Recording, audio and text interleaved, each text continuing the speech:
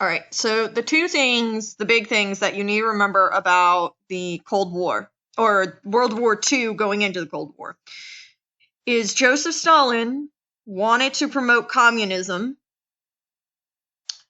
and the Allied side, other than Stalin, were democratic, and they wanted to promote democracy. They also were very concerned that Stalin was going to be another Hitler. So, those are the things you need to remember throughout this, because that's going to be the theme. It's going to be democracy versus communism, and that's your main thing there. Also remember, because this is one of my pet peeves that drives me completely insane, especially during elections, is that most people don't know what communism is, and they think socialism is communism, and that they mean the same thing.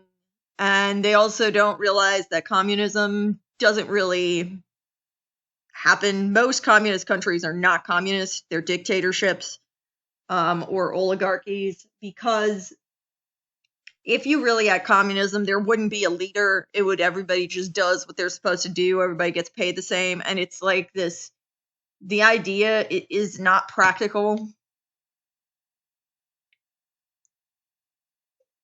So it kind of has to be forced onto people to make it happen. All right, so democracy versus communism. Who will win? Cold War. Eee.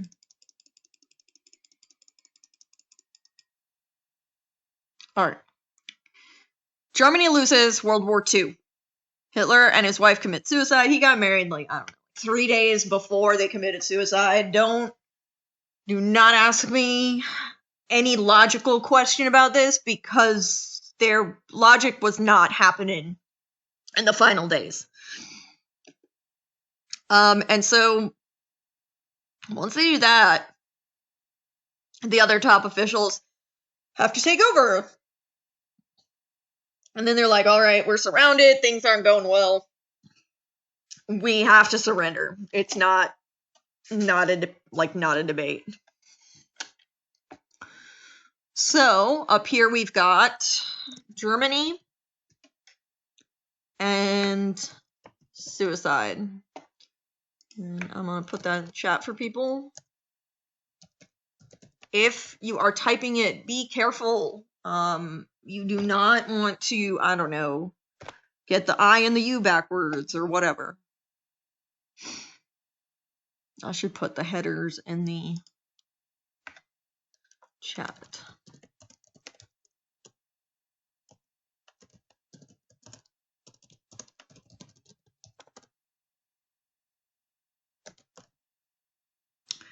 All right, so before World War II was over, and we know this because Franklin D. Roosevelt was still alive, these three met and they planned ahead of time what they were going to do if they won. So they were called the Big Three. We've got Winston Churchill here, Franklin, Roosevelt, and then Stalin. It just goes with him. Winston Churchill for the British, Franklin D. Roosevelt for the US, and Joseph Stalin for Soviet Union. I will use Soviet Union, Russia, and USSR interchangeably. They're going to be pretty much the same thing. All right, so Winston Churchill for Britain, Joseph Stalin for the Soviet Union.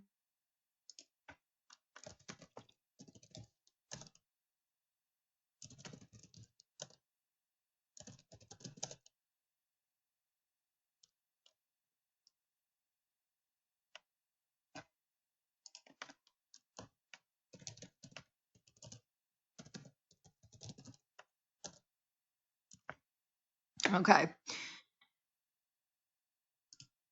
So at that conference, they made some basic agreements. They probably went into more detail, but the basic agreements were Germany is going to be split into 4 zones. US is going to get one, Britain's going to get one, France is going to get one, and then USSR, Soviet Union, Russia is going to get one. This is to weaken Germany.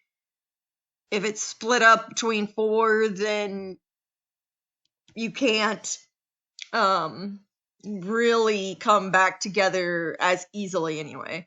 Berlin, the capital city, also gets split up into 4 zones. This is going to get a little awkward because Berlin is in East Germany, so it really ends up kind of being an issue. They wanted a peacekeeping establishment called the United Nations. The difference between this and the League of Nations is going to be there is an actual army or military for the United Nations. So that is going to exist. And liberated countries would be allowed to have a democratic government and to elect officials. Right away, you should see a problem with this last one. Stalin is very much like Hitler. He is going to probably say a bunch of stuff and then not mean it. Oh, I got more. All right.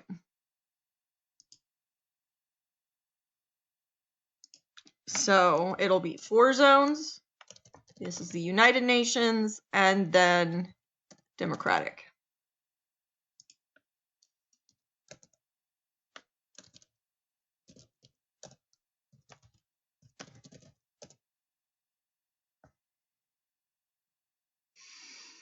And then we have the Potsdam Conference. This is after World War II. So they meet again. This is Clement Attlee, Harry Truman, Joseph Stalin again, Britain, US, and Soviet Union. Wait, is there a thing there? No, there's not. Okay. Britain and Stalin.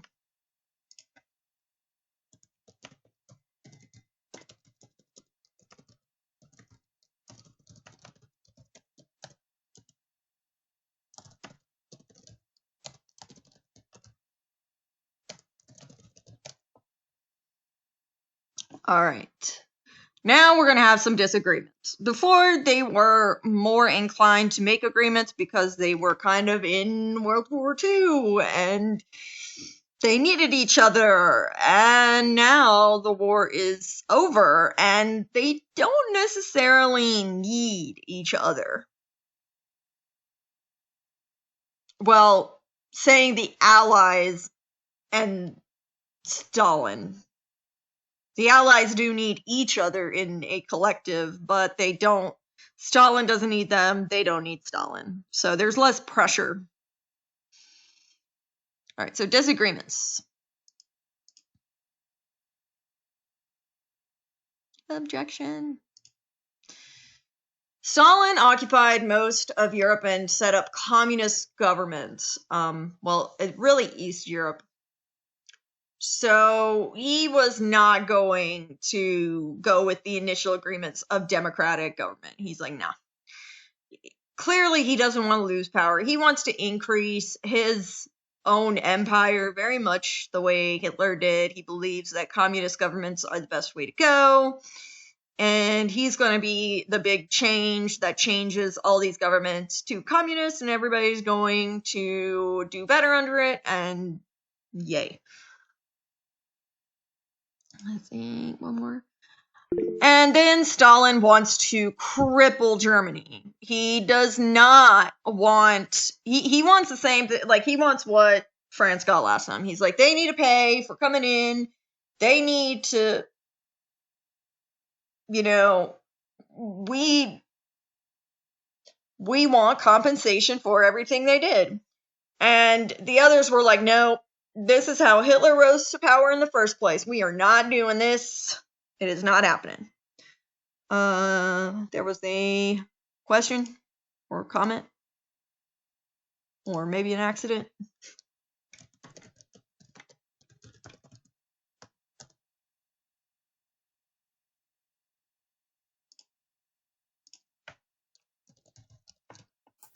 I like how that was a Pokemon. Yeah, I did that on purpose.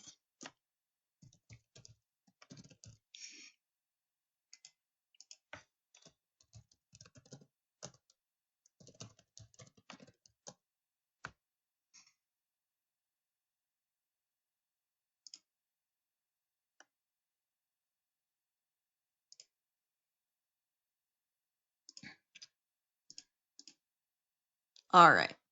Winston Churchill's famous quote is, "An iron curtain has descended across the continent." This is a metaphorical one. It was not, actually like this real thing. Though later on we're going to get a physical representation of it. All right, so it really splits Europe in half. You look at a map and you can tell it really, one side is essentially blue. We'll normally use blue to kind of represent the Democratic side, and red because communist colors are red and yellow, so normally represented by red, but it's really, really solid divide between them. All right, so this should look familiar because Hitler does kind of the same thing, just blocking stuff off. So throughout, this is East Germany. The thing with Germany is the US, France, and British side becomes West Germany, and then Stalin's side becomes East Germany. So they let them essentially unify. There were other treaties and agreements in place for West Germany, and they were being very compliant. One of their big things was that they were not allowed to essentially start a war. This is what's going to keep them out of Iraq. Basically, that's going to be their reasoning. All right. Winston Churchill was referring to a line between Eastern and Western Europe where the East was communist and the West was democratic and capitalist. The economy is going to play a very big part here. Wait, there it is. Okay. It's going to be a big deal. It's the economy is what creates the biggest issue for communism. And it rarely works as well as one that is more mixed market, like a socialist kind of economy, where you have some competition. It lowers prices, and it sometimes, and people like to have choices. The whole deal with the communist stuff, basically you would go into the store, and if you wanted some chips, right, you would not see, in a communist country, you wouldn't see Lay's and Pringles and Ruffles and whatever. You would see chips. Pickles would say pickles. Potatoes, potatoes. There'd be one type of orange juice. You would not have these differences. So that's kind of a pretty big deal there, and a big difference. Communist countries normally don't like all that. They are, in a sense, they see it as manipulative, trying to get somebody to buy one thing over the other. That's up for debate. it might, but it's not the only thing it does. So that's a pretty big deal. A lot of people in the communist countries will want things from the democratic capitalist ones. I think it was my mom that told me about in East Germany how if you had a house, you had like 3 different types of wallpaper to choose from for the walls. So you would walk out of one house, walk into your friend's house, and it would be like the same. So that was kind of a big thing. My family was on the West German side. There ends up being a pretty big divide between the two countries, and when Germany ends up unifying, there's going to be kind of a bunch of hate both ways. There still is. Like, you'll still get people over there, and they're like, that's an Ossi, that's an Easterner.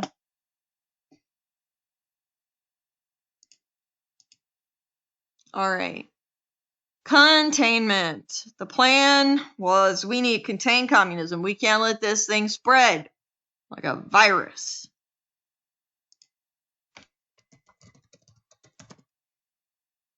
So one of the ways they did it was they were like, all right, if you want to start, like if you have your country and you want to make it democratic, we will help you. We will give you money to help you establish that democratic government. And who doesn't like money?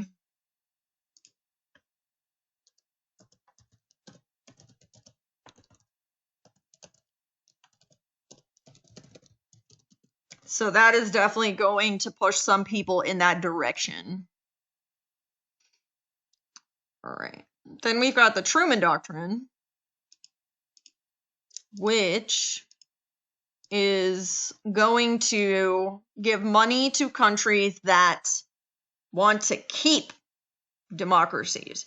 So if you if you already have a democracy, but you're being pressured by Stalin with armies nearby or whatever, the US would give you money to try to maintain that democracy.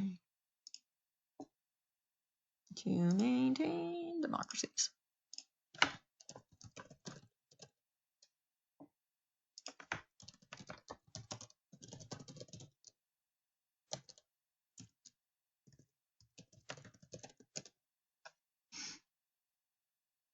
So a lot of money being sent out. This cartoon kind of says they were blindly giving money to these other countries, Greece and Turkey.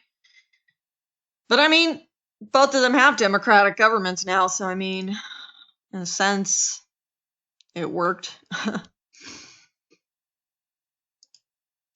Can't have a war without some alliances. So we're going to have, in this case, NATO versus the Warsaw Pact. So NATO is the North Atlantic Treaty Organization. So basically you're looking at, right, the Atlantic Ocean, countries in Europe, the United States and Canada, right? And they're across the Atlantic from each other. So that's where you're getting this Atlantic deal. They're in a treaty to basically, they're an alliance. I mean, just like before, they're like, we'll provide protection to those who are in it. So if you get attacked, we will help. It's again these alliances that we've been talking about for both World War I and World War II. The Warsaw Pact is the counter to NATO. So they're like, all right, you're making this organization, we'll make our own.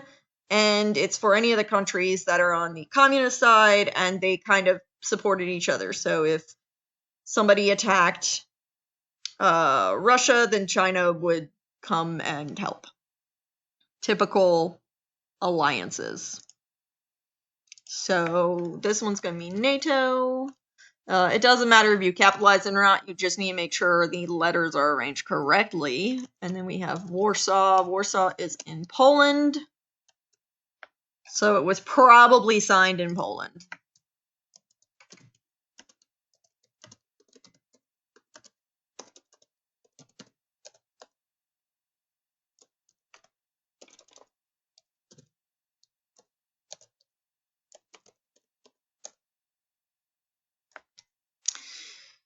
So, like I said before, part of the deal with the capitalist democracy is people like to have choices. So they would, and if there was a shortage of something in the communist countries, they would basically look to the democratic capitalist countries for products. And Stalin was not having that. He was like, I don't think so. We are cutting this off. I am blocking us in. And he's going to start with Berlin. And I do get a little sarcastic in here because I don't see how he couldn't freaking see this in the first place, but hey. So the Berlin airlift. So he blocks off,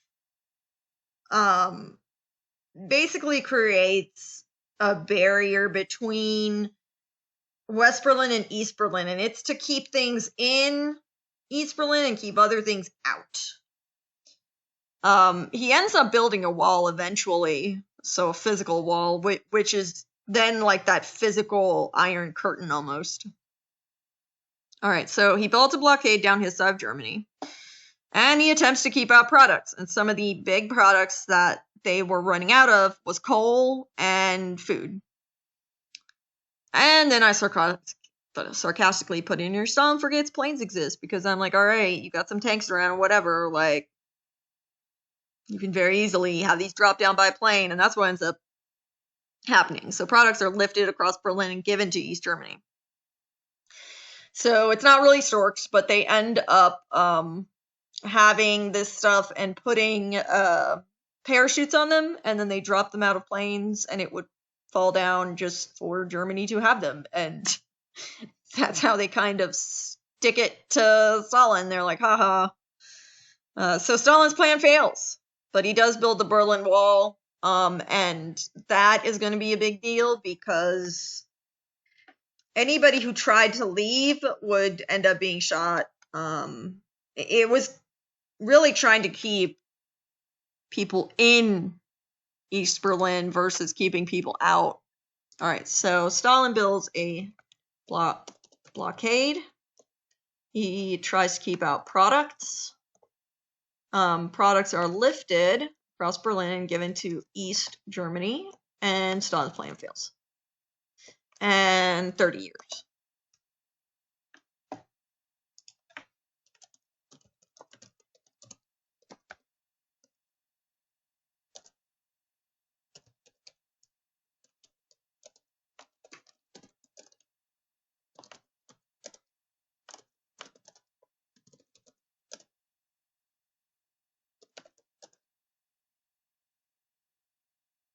All right.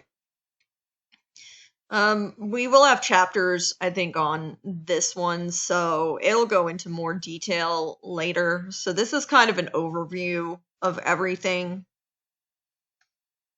So that's the Berlin airlift. All right. Nuclear arms race. So when you have the atomic bomb or nuclear bombs, right, you have a major item that you can threaten people with. So if Stalin wanted to invade whatever, the US could be like, look, you're not invading, and if you do, we're going to bomb you like we did Japan. So Stalin is like, I need to get this so that if they threaten to bomb me, I can be like, no, I'll bomb you back if you do that. And this is also why when people ask me, when do you think a World War III is going to happen? I'm like, it's not. Unless people are ready to fire off nuclear weapons, which would honestly just destroy the entire planet, because that's what would happen. And you'd have fallout in the end. So Fallout 4 will happen all over again. Exactly. So, yeah, that was... So, I mean, and that's kind of what you're looking at. and they saw what happened in Japan, and basically it's that counter, and that's why you end up with a lot of countries now that want nuclear power, because they're taken more seriously. If we wanted to then invade North Korea and they had a nuclear weapon, they'd be like, we'll fire off a nuclear weapon if you attack us. Iran was another one that they're saying wants nuclear weapons. They keep on having kind of treaties back and forth, agreements. They have uranium. It's just, what are they using it for? They keep saying it's not for nuclear weapons, but in a sense, it would definitely raise the how serious people take them. So to kind of become a top global power, if you have nuclear weapons, then you're up there. So this is our, well, hang on, let me go to the next thing here. So he wanted to find out how the bomb worked. He wanted this beforehand, but the US drops bombs on Hiroshima and Nagasaki. So now it's going to be more urgent for him to want those.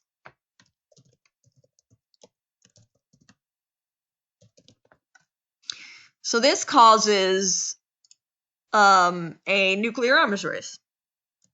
Who can get the most nuclear weapons? You will see a ton of technology progress, because it's a race to get it done. So progress is going to be fast, and they're going to put a bunch of money behind this. And like, we need to make this happen. And that brings us to our next point, is the space race. So this was, honestly, I feel like it's almost more of a haha, we went to space first kind of moment.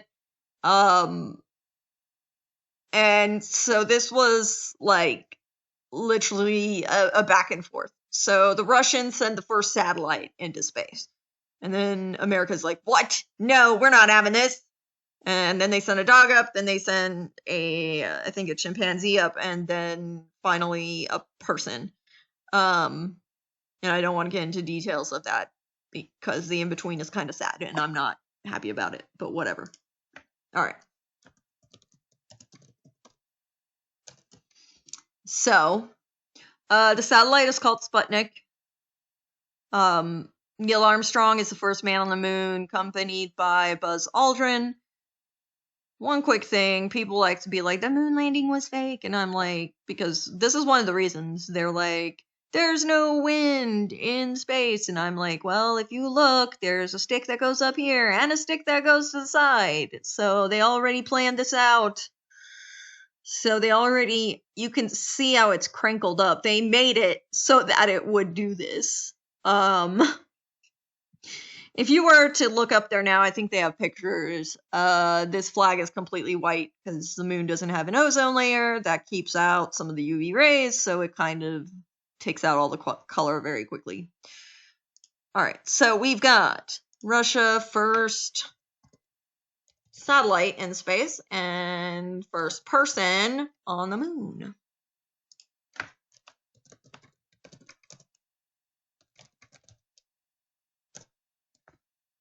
And that was pushed forward again by this urgency to beat Russia. There were a ton of spy movies that came out at this point. Ton of them. And that's because there were spies. To get all of this information about weaponry, about their scientific advancements, their secrets, whatever, all of that stuff. They sent spies over to infiltrate the other government. So we had the CIA, which still exists today, and they had the KGB, which is called, I think is it the Kremlin now? Anyway, these guys were super violent. There's a lot of documentaries and stuff on the KGB. CIA was more like into being sneaky and secretive. These guys are like bananas. All right. So we've got CIA goals were to infiltrate Russia, and the KGB is infiltrate the US. I did put Russia right, yes.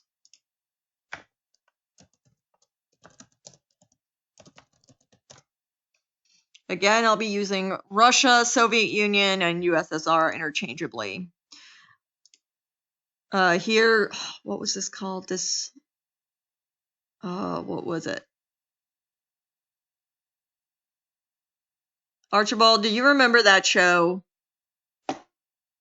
that had the one guy that had all different gadgets?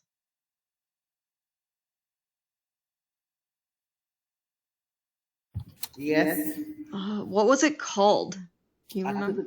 I can't think of the name of it. Yeah, that's why I'm like, No. they did all kinds of stuff like this, like phone in the shoe thing, like a pen that was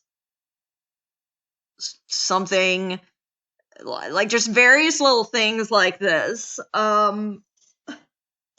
So what is the name? Hang on.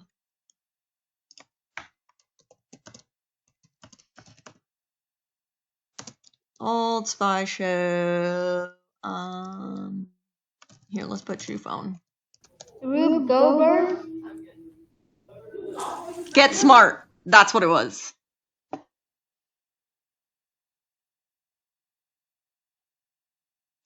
Get Smart. That's what it was called. There were others, but this is just one of them.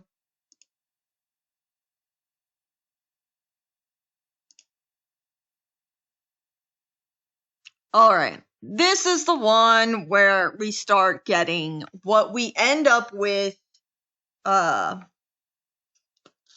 you end up with people losing their mind when they hear the word communism. And that is because this guy, this senator, Joseph McCarthy, and he is talking about that legit, these guys are terrifying and hang on. So making accusations of, well, now it's called McCarthyism. At the time it was not. But he was essentially using a lot of fear tactics to get Match break, Mr. Mulligan. okay. To get things through.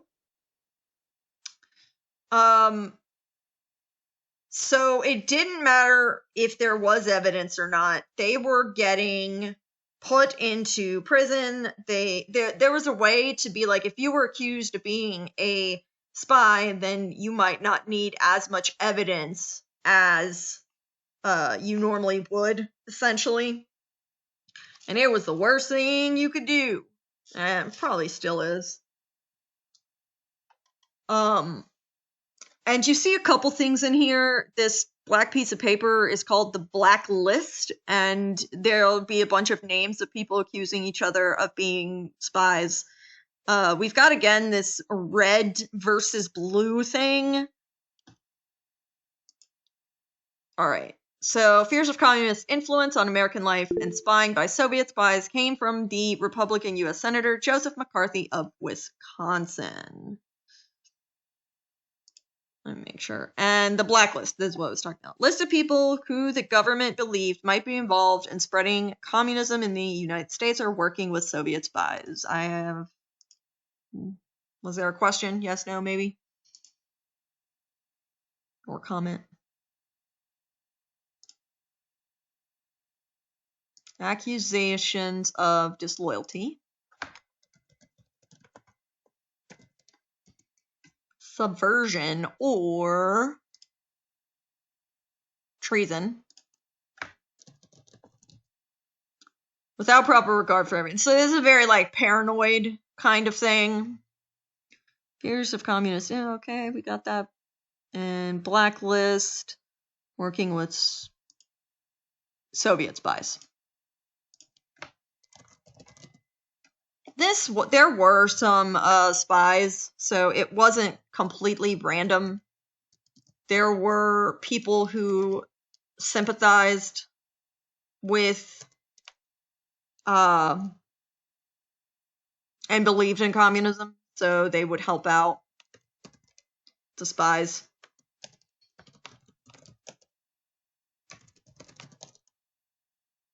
Or they might pay them large sums of money.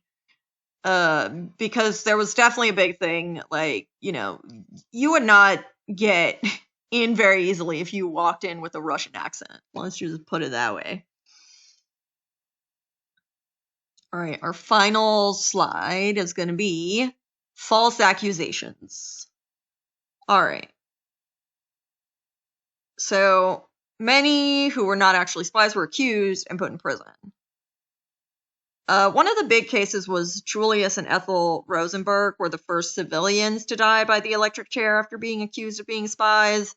For the longest time, they were supposed to be innocent. They did later on find out that Julius had done some spy work, but nothing with the atomic bomb that he was accused of, and Ethel was completely innocent. So people died over this. So, prison, to die by the electric chair, and Ethel was completely innocent. So this is just one of those kind of stories of this is what happens when you accuse somebody and you don't have evidence, and that's why our justice system is pretty slow in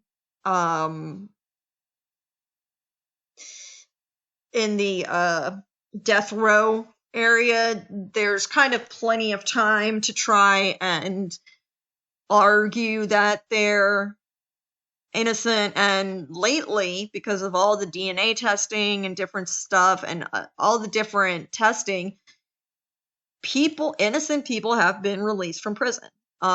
So yeah. Death row, they can also get a presidential pardon if the president were to be like, hey, I'm gonna kind of save this person from this. Rarely happens, but they do have this red phone waiting, somebody on standby to see if they'll be saved at the end. All right, so that is our notes. Hang on, I'm gonna make sure everything is right. Yep. I got 38 out of 38, so you should as well.